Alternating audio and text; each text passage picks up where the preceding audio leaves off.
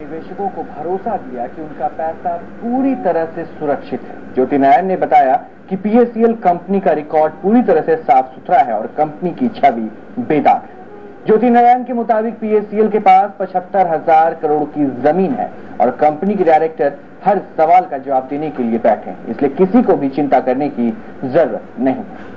ये इन्वेस्टमेंट और double triple का वर्ड हम इस्तेमाल करते ही नहीं है। जहां तक पीएसीएल का सवाल है, पीएसीएल 1996 से सिर्फ रियल एस्टेट का व्यवसाय कर रही है। यह जमीन जो है वो पूरे भारत में हमारी है। आप लोगों ने सब जगह पढ़ा भी होगा कि हमारा जब हम कस्टमर्स को अपने इंस्टॉलमेंट पेमेंट प्लान्स या जो भी कैश डाउन पेमेंट प्लान्स हैं, जिस तरह से भी उनकी हमारे साथ अनुबंध होते हैं, उसमें हम उस हिसाब से उनकी लैंड्स कंटिन्यूसली परचेज करते रहते हैं। हमारा जो लीगल डिपार्टमेंट है या फार्म डेवलपमेंट डिपार्टमेंट है या लैंड प्रोक्योरमेंट डिपार्टमेंट है, ये इनका कंटिन्यूस कार्य ही ये है कि वो जमीन खरीदते रहे। और आज के दिन, जैसा कि पहले भी ये रिपोर्ट्स में जा चुका है कि आज के दिन विद हमने अभी अपनी जितनी भी लैंड्स हैं उनका वैल्यूएशन जो चल रहा है, at the moment the present report says it is around 75,000 crore of rupees, जिसकी की लैंड हमारे पास अवेलेबल है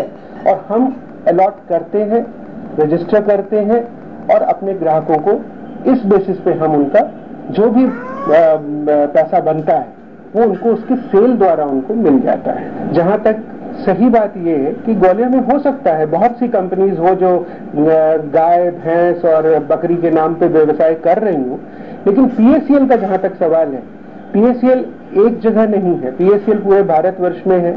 हमारा कस्टमर बेस बहुत बड़ा है, हमारे एजेंट नेटवर्क बहुत लोग हैं।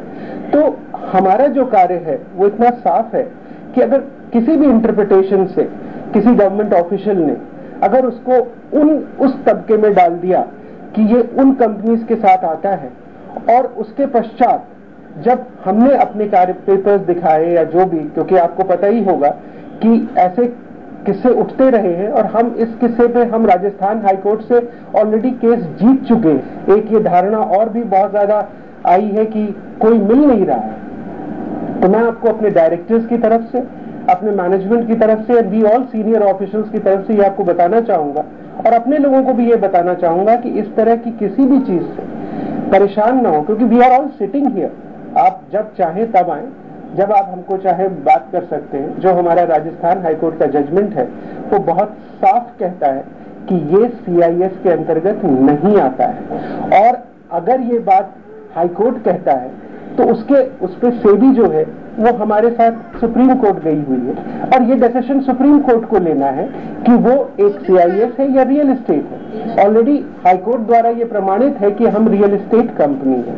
तो इसमें आरबीआई के भी जितनी करस्पॉन्डेंस है, लेटर्स है, वो ऑलरेडी ऑफिशियल्स ये बात कर रहे हैं उनको सबमिट की जा चुकी है, क्योंकि आरबीआई ने भी उसमें यही कहा अगर हाईकोर्ट का ये ऑर्डर है तो सुप्रीम कोर्ट को डिसाइड करना।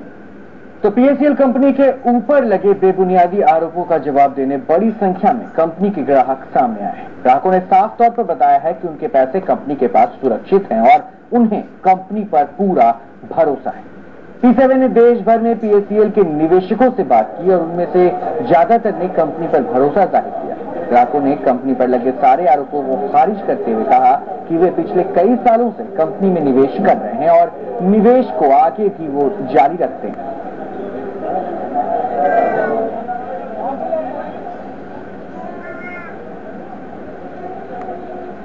तो झूठ की ये मुहिम यही नहीं थमती। चंद रोज पहले प्रतापगढ़ के एक निवेशक की दुहाई को जोर शोर से उछाला गया, लेकिन हकीकत अब हम आपको दिखाते हैं। 1000 रुपये जमा कराइए, बैंक वाला भाग गए, भागत है करवाई होना चाहिए कि जाने में तो बाबू मिल जाए और वो भी जौन जमा करावे वाला वो अंदर करा रहे ओके जेल भेजवाए, जेल भेजाए, पकड़े जाए, जमानत ना होते दे। हमारे गरीब आदमी के हम 4 घरे बर्तन माज के पैसा जमा कर ले, हम शुगर के मरीज हैं, हम दवाई नहीं लेवत रहिए ताकि हम जमा करते रहिए।